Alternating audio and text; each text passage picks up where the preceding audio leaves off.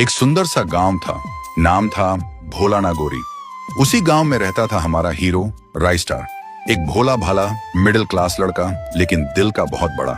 गांव में हर बुजुर्ग को देखकर झुककर नमस्कार करता। सब उसे पसंद करते थे, लेकिन उसे पसंद थी प्रिया।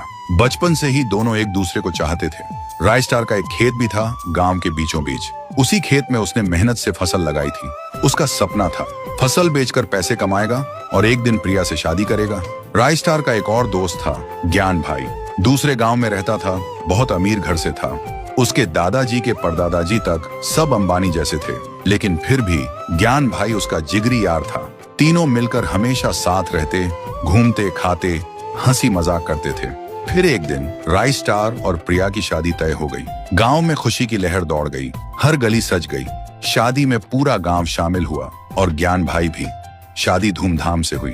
शादी की पहली रात प्रिया ने घर में कदम रखते ही कहा, मुझे तबीयत ठीक नहीं लग रही, उल्टी जैसा लग रहा है, मैं दूसरे कमरे में सो जाऊंगी। राइस्टार मुस्कुराते हुए बोला, ठीक है, कोई बात नहीं। रात को राइस्टार सो रहा होता है, तभी दूसरे कमरे से अजीब सी आवाजें आती हैं। वो धीरे से उठता है और दबे पांव दूसरे कमरे में जाने लगता है, और फिर जो देखता है उसकी आंखें फटी की फटी रह जाती हैं। सामने प्रिया और ज्ञान भाई एक ही बिस्तर पर लेटे हैं। दोनों हंस रहे थे। ज्ञान भाई बोला, राइस्टार को अच्छे से बेवकूफ बनाया ना? प्रिया बोली, हाँ, इसे तो समझ ही नहीं आया कि हम कब से साथ हैं।